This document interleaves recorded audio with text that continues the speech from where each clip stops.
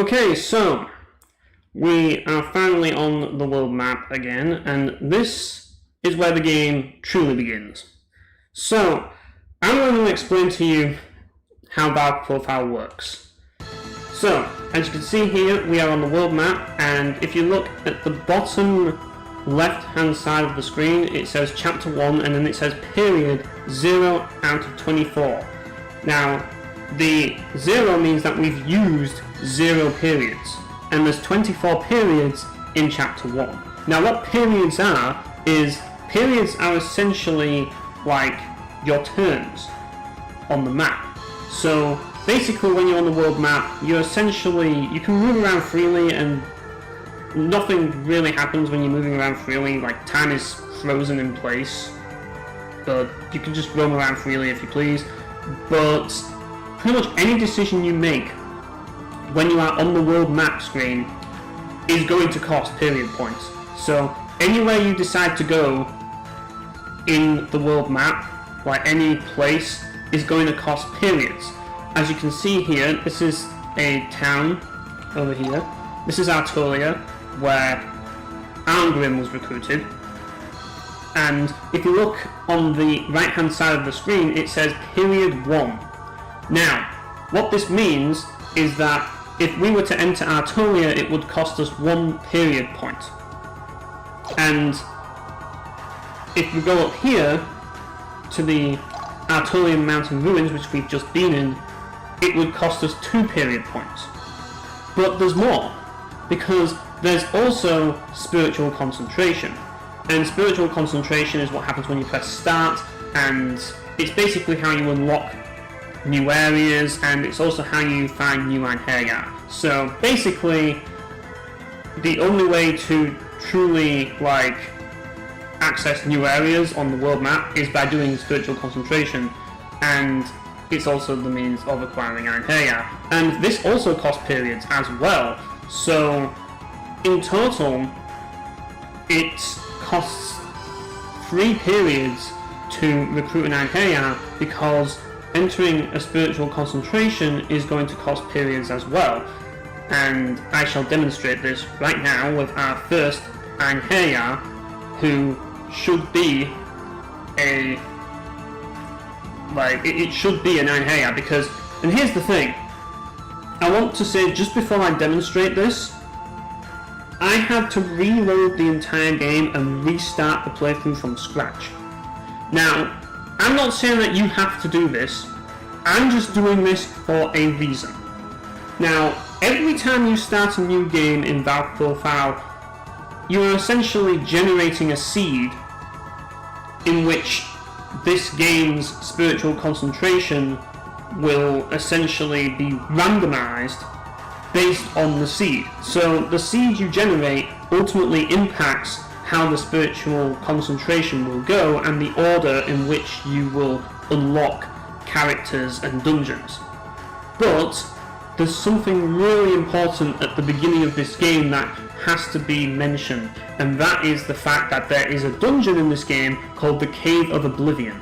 Now, I have essentially generated a seed that has essentially given me the best possible start to Valkyrie Profile. This is the best possible start to Valkyrie Profile that I have generated, and to do it, I have had to basically start the game all over again, which isn't too much of a hassle for me, given the fact that I'm playing on the emulator, so I can speed up.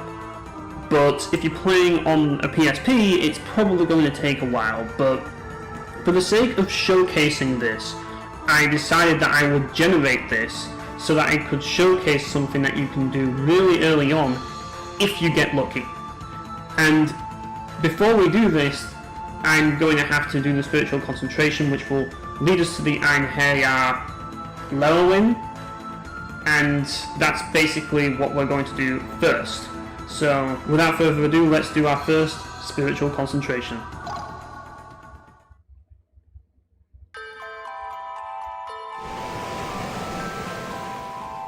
Anything I say is only going to make her feel worse.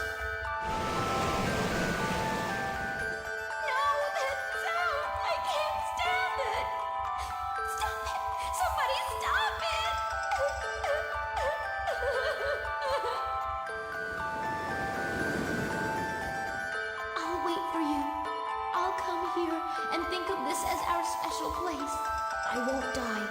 come back to you.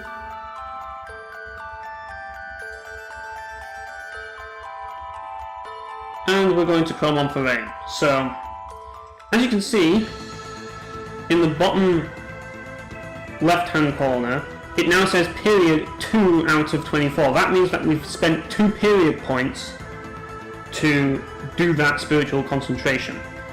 Now, we're going to use a 3rd period point to enter Chrome on for rain so that we can recruit our Rangea leveling. So, we're going to do just that.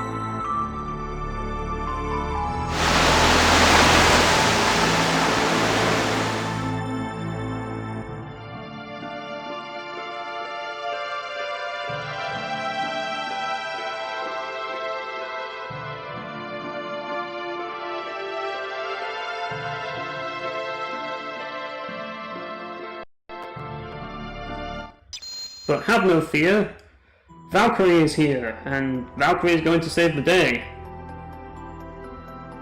Are you certain about this? What could I possibly say? There are no words.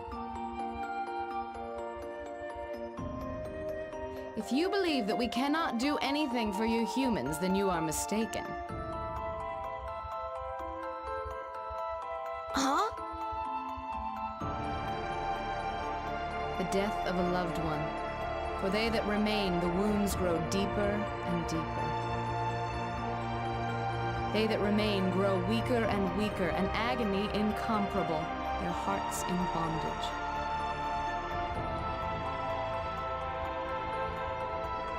Can you not see it? She has ceased to live, frozen in time. It is the same as if you had slain her with one of your arrows. So what should I...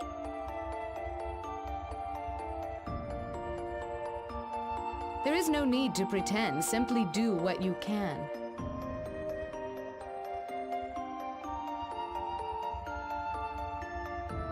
So as you can see, the message of this little side story is that, like,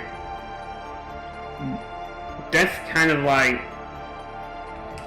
isn't only painful for the person that dies, it's also painful for the people that are left behind.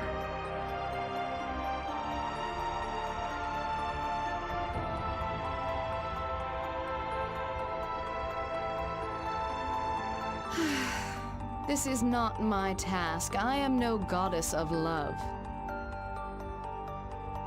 And yeah, and hey, our recruitment scene existed to remind us of that. Because we're going to see a lot of death in this game.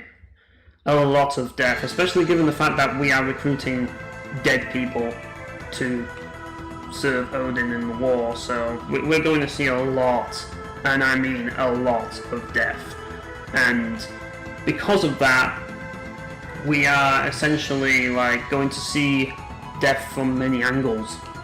And Valkyrie Profile does an interesting job at like making you see just how impactful death is and like how death affects us in so many different ways, and it makes you also like question like the meaning of dying and what dying ultimately means. I mean, obviously we all have our own beliefs and our own religions, but the fact of the matter is that Valkyrie Profile challenges you to really think deeply about these things, and I really like that part about this game because it makes you think beyond just like what we believe. It makes you think about the possibilities of what could happen in the worst case scenario, and that's kind of what the narrative of Valkyrie Profile is trying to really express.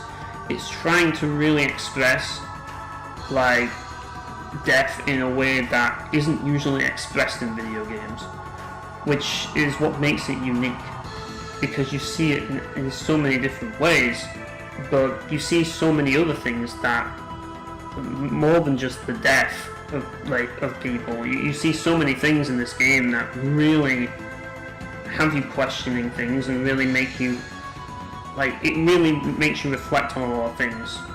And it's a game that really challenges your mind in so many ways, not just in terms of the narrative but in the gameplay as well.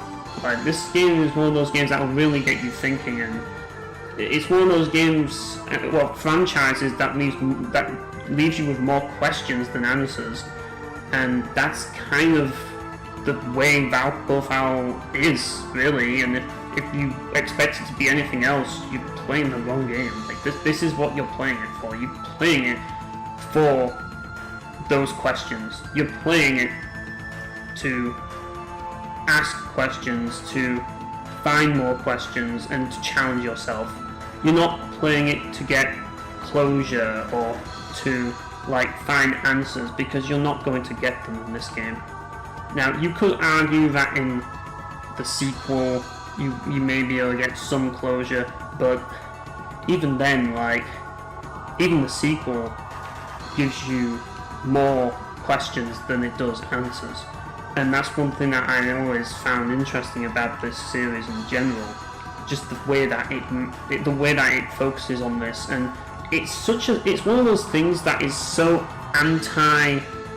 it's something that most RPG fans are not going to look for. It's something that most gamers aren't going to look for, because a lot of gamers like to be spoon-fed. They just like to be told everything, but that's not the Tri-Ace way of doing things. Gotanda is against that philosophy of telling people everything, and he'd rather people make decisions for themselves. And that's one thing I've always respected about Tri-Ace. And this game is one of those games where it really gets you thinking more than it actually tells you things. It's more about getting you to think for yourself and make your own judgment, rather than the game telling you what to think, which I feel a lot of RPGs do. And it's the biggest, it's one of the things that is not addressed with a lot of RPGs that is with this game. But the reason why so many RPGs do this is because people want to be spoon-fed. People want the answers. People want to be told what's going on and what's happening, because they don't want to be challenged. They don't want to be told what is right and what is right. They don't really care about being told what is right and what is wrong. They just want a story that they can understand, that they can quickly connect with, that they can essentially feel satisfaction from connecting with.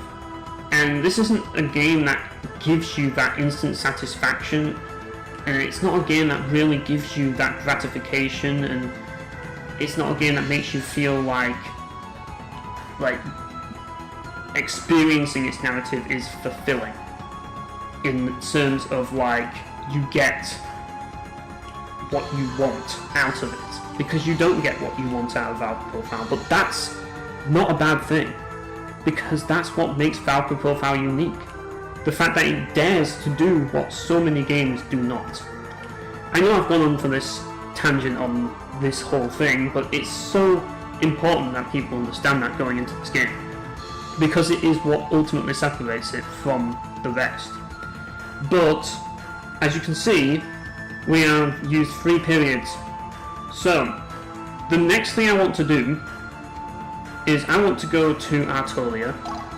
Really, this is the first thing you should do, but I just wanted to showcase the period system first and the spiritual concentration, which is why I got Llewellyn early. But this is the first thing you want to do the moment you start the game. Once you've gotten the seed that I have generated, even if you haven't gotten the seed that I've generated, it's worth doing this first. Go to Artolia, and you want to head for Arngrim's house. Now, if you're going to do the thing that I am going to do in this playthrough, then you absolutely need to do this, because it's essential. And you want to go into this room here, and Arngrim will come out.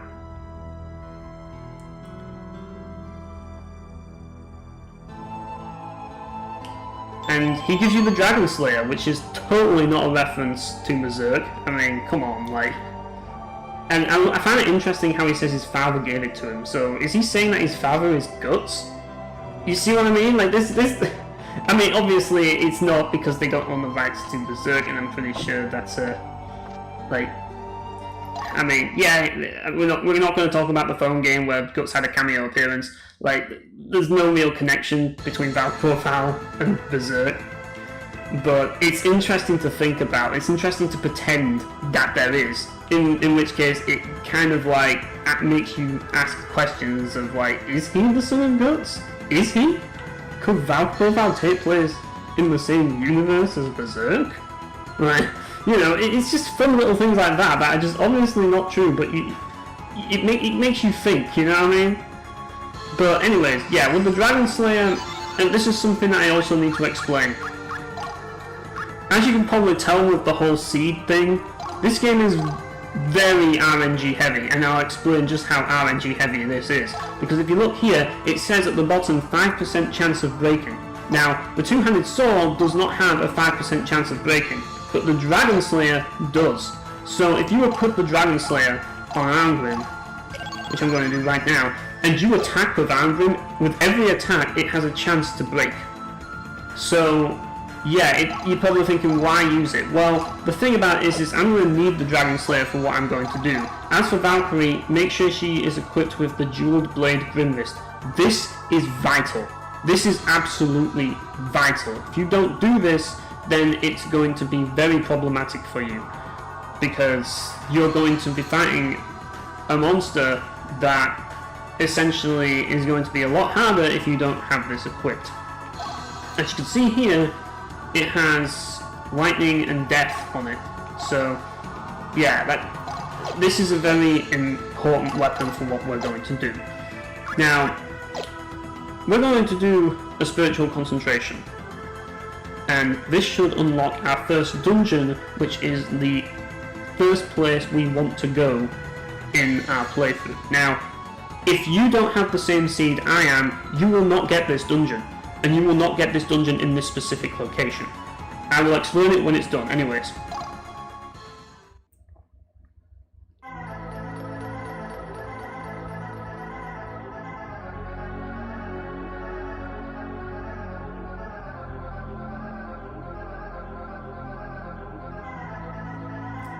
Pay attention to where this is located. You see this? Now, if you've played the sequel, this is basically the same location that the Seraphic Gate is in the sequel. So that's where you want to go. That is essentially the next place you want to go if you have the seed I have. If you don't have the seed I have, then there are multiple locations that you can find the Cave of Oblivion in. Like, for example, there's also a Cave of Oblivion where the Royal Underground Path connects to the pan, so basically around here. Like, there's one around here. But the thing is that we are not going on that one, and that one's the one that we don't want. There's other ones as well, but this is the specific one that we want. We specifically want this area. Now, here's the problem. Not only do we have to deal with the fact that we have to get this area unlocked, we also have to deal with some more RNG issues. So this recording will involve save states. It will involve a lot of shit, just to save myself time. But if you're doing it yourself and you don't have access to save states, well, you can just save the game at this point and reload the game, which is basically what I'm going to do right here. But first of all, well, actually no. Yeah, I'm going to do that right now. We are going to save the game. And I have the save where I actually did this. And it's right here. We're going to save the game here, because obviously that was a test run. Now, before we go in, because Llewellyn isn't really a good pioneer to use for this, like, he's really not. Like, he doesn't come with a weapon, his moves are really weak, he's not cut out for this job. We need someone who is cut out for this job. So that means we're going to do another spiritual concentration.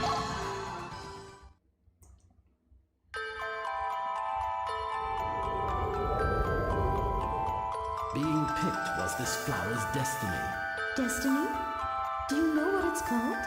Lord Belinus! Please, can't you save her? I was a slave to circumstance. So you have nothing to say to me, huh?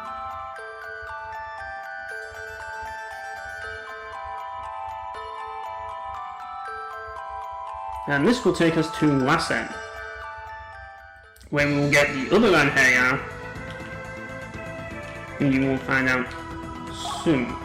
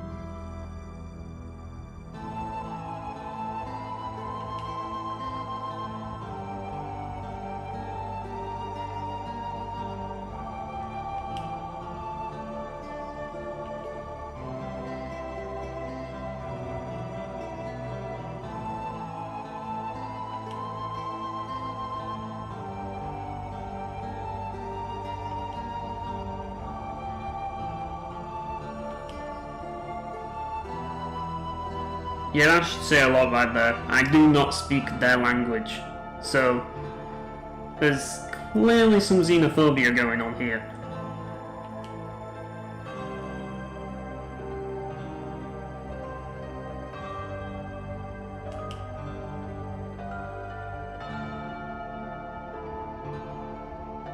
I love that. The fact that Belnus really, like, he essentially confronts her on the fact that she has used her own power to take control of another's life. And that's what she did when she pulled that flower. She took control of that flower's existence. She took control of it and used her own power to pick it from the ground, which essentially kills that flower. And he compares buying a slave to that. And he says that it's destiny.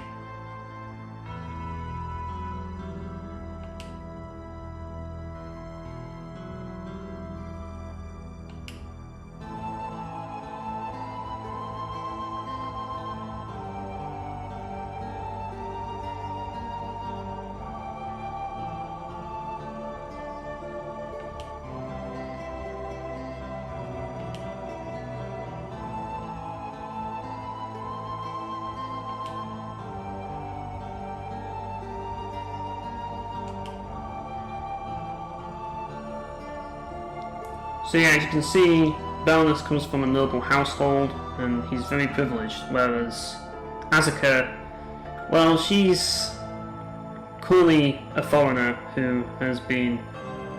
Yeah, you can pretty much guess where she's from. She's not from a... She's basically from a very, like... Yeah, she's not from a wealthy, like, noble household like Belnus. Quite the contrary, in fact.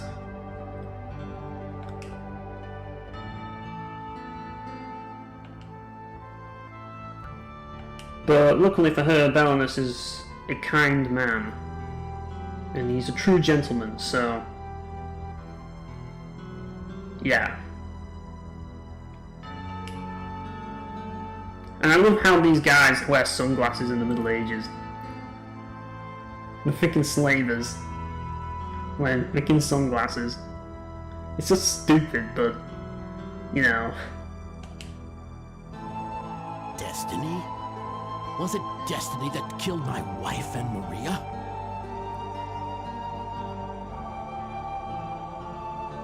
Was it destiny that sent my friends and my father to die in a distant war?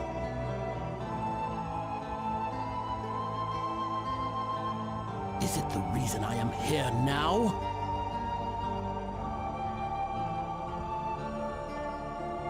The reason I met Asaka?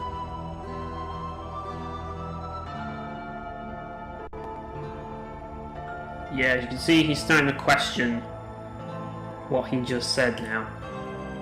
And it's starting to reflect on him now.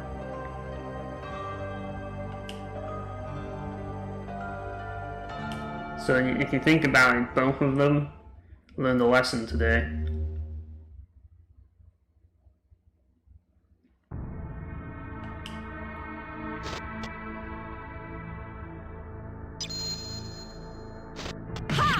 Luckily, Valkyrie is here to save the day.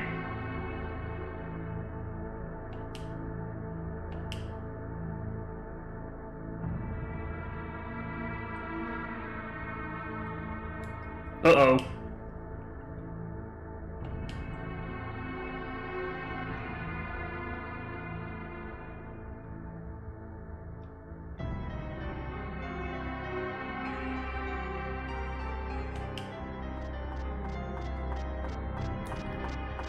Looks like it's too late.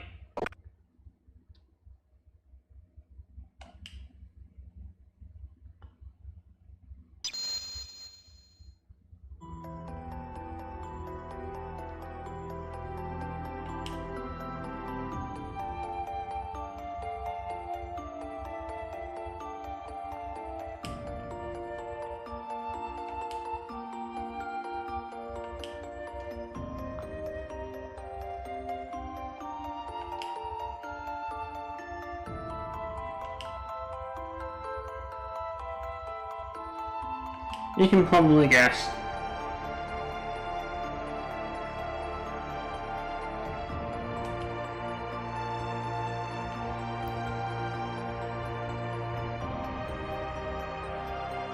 And clearly the only reason why Valkyrie is agreeing to do this is because she understands that Belenus has hero value.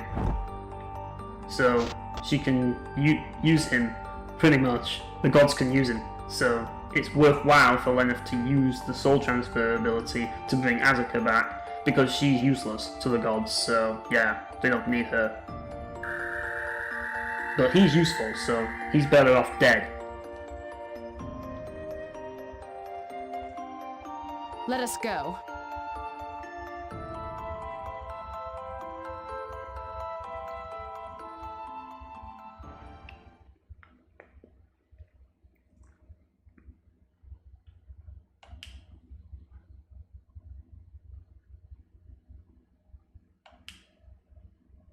Okay.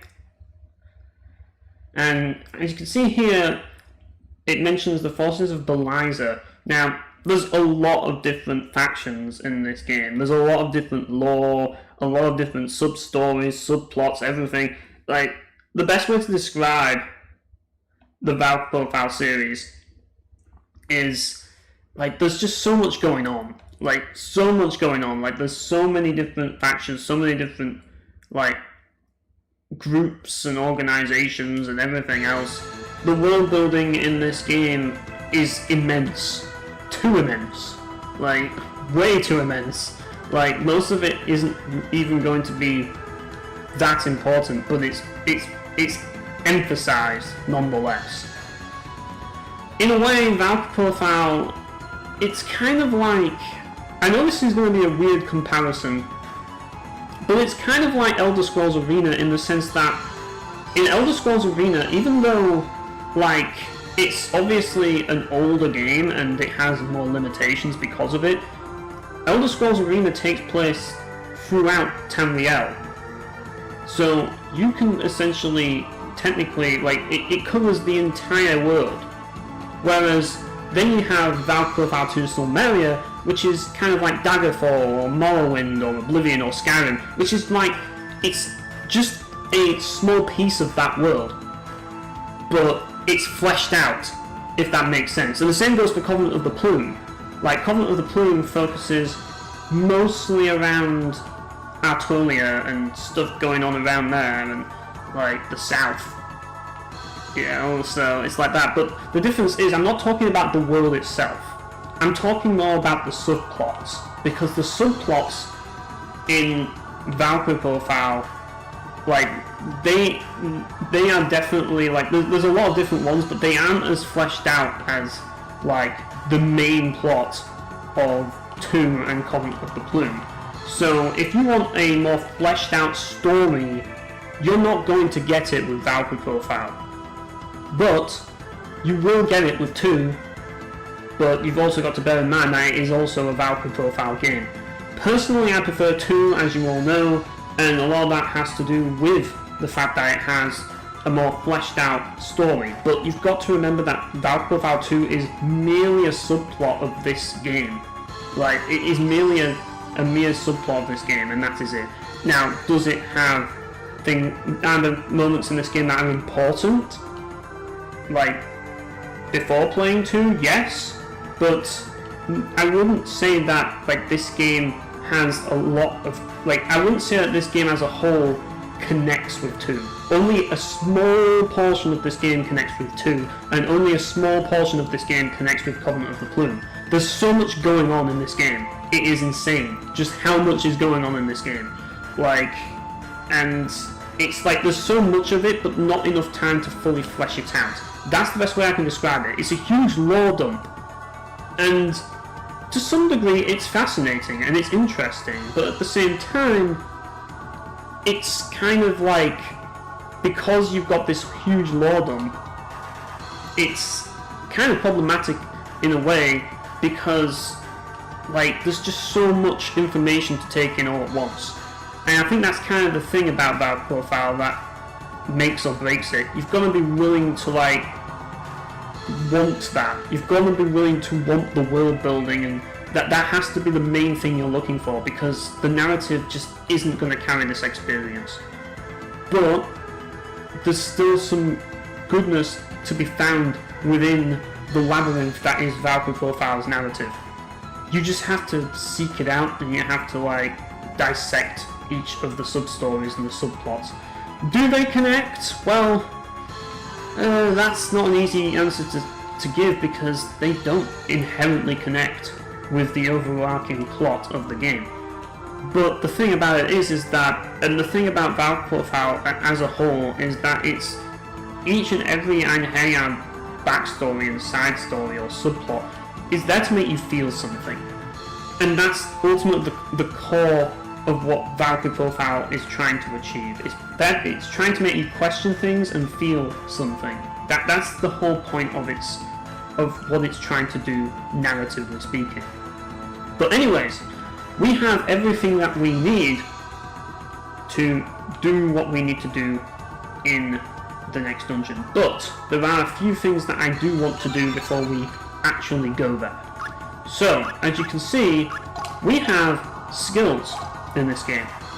Now, if you played Star Ocean the second story, you'll be very familiar with this skill system. Likewise, if you played the original Star Ocean on Super Famicom, because it uses the exact same skill system as those games, in the sense that every time you level up, you gain points that you can put into skills to develop them. Now, as you can see here, we don't have any skills here.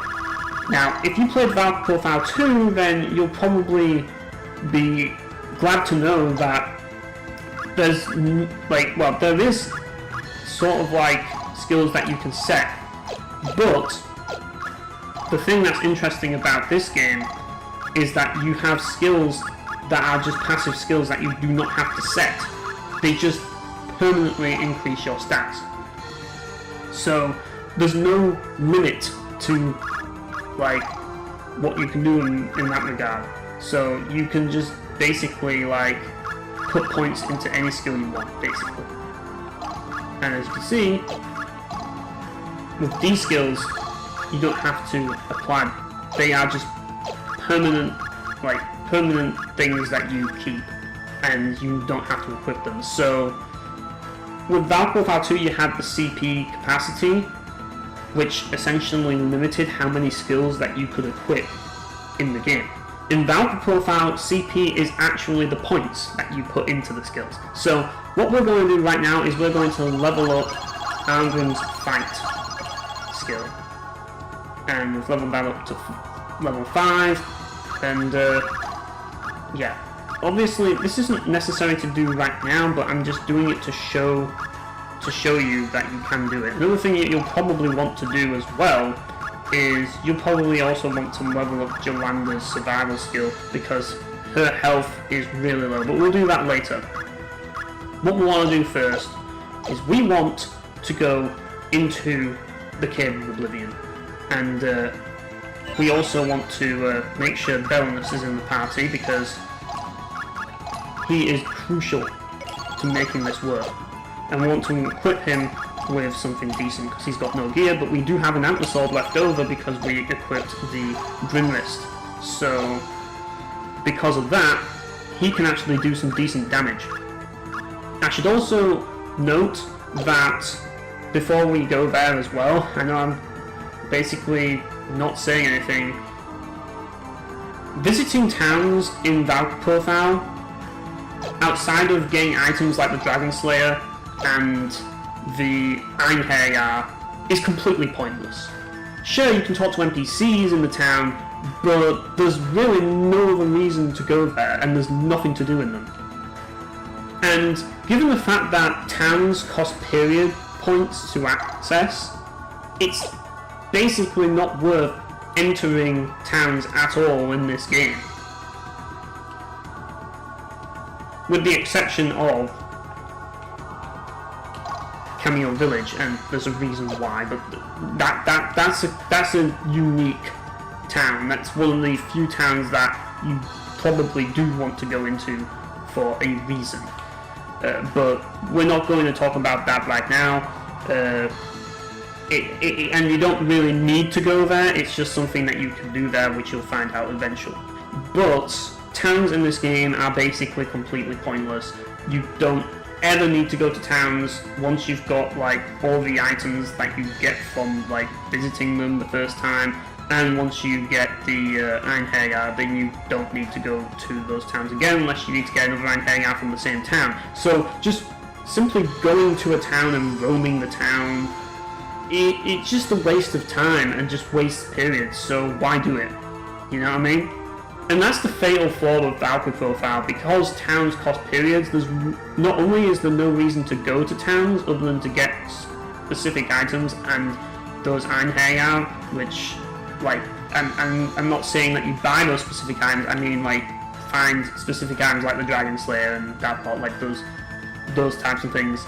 Like, it not only is it pointless besides that, but it also punishes you for visiting those towns. So, because of this, Valkyrie Profile is essentially a dungeon crawler with cutscenes that have absolutely nothing to do with, like, the overarching plot line of the game. They're just side stories. Like, you go around the game doing side stories and subplots whilst also doing dungeons. And the dungeons themselves, while some of them do have a direct connection to the overarching plot, but not many. A lot of the dungeons are just kind of there. They're just places to level up your Einherjar and essentially make them stronger. That's what they exist to do. That's what the dungeons in this game exist for. There's no other reason to go to dungeons other than to level up your Einherjar, which is important, and you'll need to do that for a reason that I'm going to explain in a minute, and to get items from the dungeon. Those are the only two reasons why you'll ever want to go into dungeons in this game. But you'll need to go into dungeons to do that, because, as you can see, with each Pi member, we'll go to skills first. If you go to Belms, for example, and you go to the traits section, this is something that's very important. Each character has a hero value. As you can see on the right hand side of the screen, Belnus's hero value is -1. So he's close to being a hero. Very close to being a hero, but he's not quite there yet. In order to make him a hero, you have to essentially get rid of all of his negative traits, or like reduce his negative traits and boost his positive traits. So basically you can spend capacity points, which is like the points that you spend learning skills, on also adjusting the character traits to make them more befitting of that of an idealized hero for Asgard. And you need to do this because a character that has low hero value cannot be... let's put it this way, you don't want to send a character with low hero value to Asgard. Now, why do you want to send characters to Asgard? Well, there's two reasons. One, if you send characters to Asgard, you will get a great reward during the sacred phase, which usually includes a really powerful weapon or like some spells or anything. Like, you'll also get tons of materialized points as well at sacred phase, and like, but also it will also increase your evaluation score, as you can see in the middle of the bottom of the screen. It says eval 90. Now, here's the thing about evaluation. I'm going to get straight to the point. Evaluation is essentially how Odin, like, what Odin thinks of you. This is basically what this is basically kind of like what Odin's opinion of you is based on what your actions are. Now, as you know, I just took the dual blade Grimwrist and the sealed box, which is over here, which are actually Odin's property. I was not allowed to take those. I was supposed to give those to Odin, and because of that, he's pissed at me now. So I've lost 10 evaluation points, but he's willing to still give me a chance, so long as I don't piss him off too much, which is what will happen if I get my evaluation to 0. If you get your evaluation to 0, then let's put it this way, it's not going to end well for you.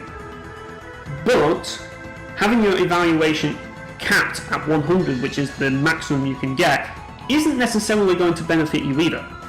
So ideally, you want to take all of the stuff that Odin gives you to piss him off, but send at least one Einherjar per chapter to keep him happy.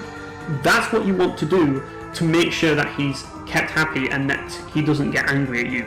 So that's the reason why you have to go to dungeons to gain experience for your Einherjar, so that you can level them up, and when they're leveled up, you can use the points gained from leveling up to increase their traits so that their hero value goes up, and you can find equipment that will essentially make them stronger so that you can send them to Asgard with better gear, and in turn you'll get better rewards for it. So that's the reason why you go through dungeons in this game. There's no other reason. There's no plot reason, nothing. Outside of maybe 1 or 2 or, you know. But, yeah, like, that's basically the game. It's a dungeon crawler with some cutscenes. That's what you're getting into with this game. You know, so you're probably wondering, where do you actually buy items? Well, if you click on Divine Item, you get the store, and you can bring up the store on the world map or at save points, or in towns, but there's no point in doing it in towns because you waste period points. You might as well do it on the world map. But yeah, you can buy healing items, you can buy weapons, you can buy armor, and you can buy accessories here. Like, you can buy all the stuff here that you need. Like, anything that you need to buy is here. All in the menu. So you don't ever have to go to towns to buy items. And if you're wondering about where do I stay at the inn, well, here's the interesting thing. If you press start, it will allow you to rest. Now, resting in this game does not cost money or materialized points, it actually costs periods. So, the thing that annoys me about Valkyrie is if you want to heal your characters, you have to waste periods to heal up. Either that, or you can just buy, like, well, not that, you can just buy elixirs and heal using the materialized points. It's up to you. What I will say though is materialized points are finite. You don't get materialized points from killing enemies, you only get experience and drops.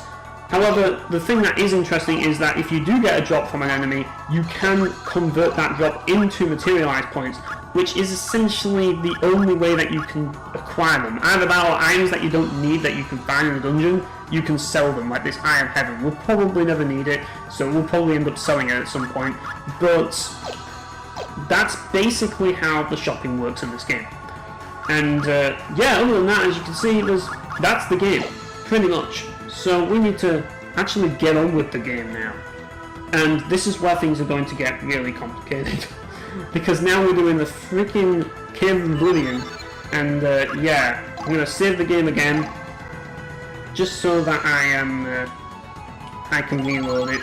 But I'll probably end up doing save state just to make things a lot easier for myself. As, like, there's going to be some setups that I'm going to do when we get in here. But yes, if you don't get the Cave of Oblivion in this specific location, don't enter it. Like, just don't bother entering it. Like, you can eventually enter it later on when you're better, when you're stronger, but at this point in the game, it's not actually worth entering the Cave of Oblivion. If you want to enter the Cave of Oblivion by the end of the game, go ahead. But at this point, it's best to only enter this particular one because there's an item that you can get in here, and with the equipment we had, we were able to get it. But anyways, we're going to enter the cave. Okay, so now we're in the Cave of Oblivion. We want to go across here. And we want to jump over here. Now, I should note that if you're in the Cave of Oblivion, you can't actually, like, if you leave the dungeon, then you can't go back to this dungeon ever again. So don't leave the dungeon. That's one thing I will definitely say until you've done what you need to do. So, first of all, what we want to do is we want to make sure that Valkyrie has dual blade rimless equipped. What I also want to do right now with Jolanda is I want to level up her survival, which shouldn't take too long, to level 3, that's as far as we can go. Get Valkyrie and Arngrim, like, give Arngrim fight. Yeah, we're giving him fight. Now give Valkyrie fight. Well, max that out. And yeah, we should get it to 5. So, Belnus is fine, don't need to do anything with him. So yes, once you've done that, first thing you want to do is you want to fight this dragon zombie. Now, this fight may look intimidating, but in actual fact, this fight is actually pretty straightforward when you know what you're doing. So, first of all, what we want to do, because we don't want to waste items, we are going to start by using the heal spell, which will basically heal everybody up for free without having to waste any period points. So, yeah. And then we want to attack with Valkyrie, and as you can see, we deal 13,400 damage. That's because we had Grimlist equipped. And yeah, it does crap ton of damage to the dragon. You'd think that using the Dragon Slayer would be the one that you want to use, but actually you want to use Grimlist. Anyways, this is where the complicated part comes in, because now we have to level up Jolanda. Like, we have to use the new CP that we got to level up her survival more, so that she has more health, which may come in handy in case of the worst case scenario. Then we will also want to max out Lenneth's fight. We can do just there, and we can max out Arngrim's fight from the 2 levels we get. So now I'd say we're ready to fight the Harpy. So jump up and slash the Harpy and get ready for a tough fight. This Harpy is not an easy beast to beat. So as you can see, like right now we have Jolanda's magic, so we're going to use it. And yeah, you can attack with Lenneth and Belnus there, and we're going to start off with an Evil on Balesti to deal some decent damage to the guy. And then we're going to follow up with Final Blast. Finishing strike. Final Blast. And after that, we're going to follow up with Jolanda's Firestorm finisher for our third, which will allow us to get 100 HP. And finish off with Belnus. Finishing strike.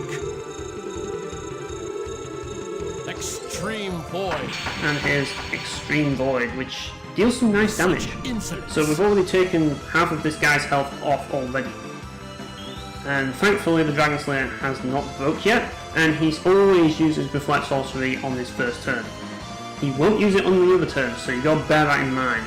But anyways, so now I want to hit him with Arngrim first, because he's going to be the main damage dealer for this.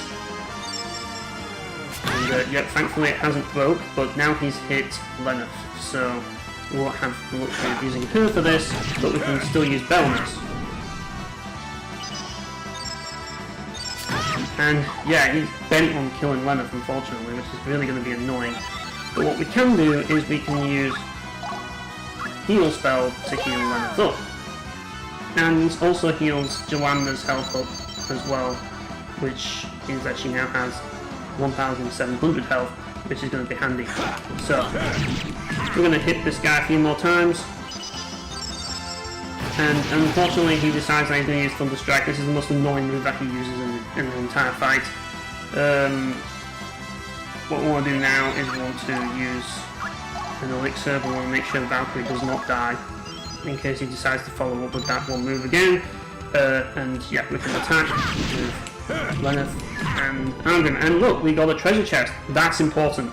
You want to make sure you get that treasure chest, and yeah, that's why I decided to do what I did there. Because now, this is a pretty tricky position that we're in, because he's just, his strategy seems to be spam freaking Thunder Strike, which is not fun. So, we need to make sure everybody's healed up, and will survive the next hit. Valkyrie more importantly, so we're only using an elixir on Valkyrie so that she survives, and we also want Valkyrie to use an elixir as well on Jolanda so that she can survive it, and we're just going to have Arngrim use his superpowers to deal some extra damage to the Harpy for his turn. Hopefully it doesn't break, it hasn't broken. And yeah, Balance is gone. He's gone, boys. Yeah, this is a brutal fight, but we should be able to manage it now. Because we have Firestorm. And Reflect Sorcery will have worn off by now, so this should just about kill it. And if not, well, this will. Hard to tell because there's a small sliver of health left. But there could be, like, as I say, there could be a little bit of health left, and you know, you never know. So, anyways, we beat the Harpy, which is quite the accomplishment at this point in the game, for sure. And we got a level up from the trouble with 1,100 experience, which is a lot. I mean, no, 11,100, well, 11,000 experience, I should say. And we got the Bracelet of Zoe. This is the item we went to all the trouble to get from this dungeon. And it only cost us, like, a little bit. Also, I should note that I removed the Nibelungen ring. There's a reason why I removed this. Always remove this ring. Never equip this ring. As you can see, it says, if it is removed, Valkyrie's evaluation is reduced. It also comes with darkness, damage reduced by 50%, but regardless, like, this is, don't just unequip this, never equip this, ever, unequip it immediately. Now I want to equip Valkyrie with the Bracelet of Zoe, the reason being, I mean, you can equip Arngrim if you're going to use him, but I'm going to equip it to Valkyrie because, well, you're going to have Valkyrie for the entire game. You cannot remove Valkyrie from the party in this game. She is vital, she's essential, like, in this game. So you're going to be using her for, like, all but one fight in this game from now on. I mean, obviously you have the fights with Arngrim and Morpher, and yeah, but like the rest of the game, you are going to have Valkyrie for the rest of the game, so you want to make sure she benefits from the Bracelet of Zoe. Now the reason why I wanted to go here early, and this was the first thing I wanted to do, is because, as you can see here, Valkyrie is only level 5, and that is after the battles that we did in the Arturian Mountain Ruins, and here. And that means from now on, with every level up, she gains 300 extra health, which is a huge deal. A massive deal, especially early on, but even later on, it all adds up. So I wanted to make the most out of my levels, and that's where you can benefit from having the Bracelet of Zoe. And as you can see here, Arngrim still has the Dragon Slayer. We're going to remove it, and we're going to give him the two-handed sword. He's done his job. Belnus has died for our sins, as you can see here, but we can replace him quickly by going and leveling. Yeah. And yeah. We can leave this dungeon now. I mean, you can carry on exploring if you want and find treasure. I'm not going to, as it's risky, because the enemies in this dungeon are very difficult. Now, you're probably thinking, well, if you leave this dungeon, you'll miss out on all the treasures. Well, you can get all these treasures elsewhere. If you get the Bracelet of Zoe, you've basically got the best thing in this dungeon, so you don't need to worry anymore. We've got the Bracelet of Zoe, we got what we came for, so it's time to leave the Cave of Oblivion. And that means that we are going to prepare for our next excursion to our next dungeon. So, where are we headed next, you ask? Well, I think we're going to need to have a spiritual concentration for that, aren't we? But, before we do that, I am actually going to call it for this video, because we have done a lot of talking, we've done a lot of tutorials, and we've done this very important thing that I have set up this entire episode for, and it is getting that Bracelet of Zoe. That's the whole point of this entire, like, second episode. Like, well, as I say, like, it's been a long episode, guys, I know, but I had to make it long just simply because of how important it is to get that bracelet. But anyways, thanks for watching, guys, and I will see you next time.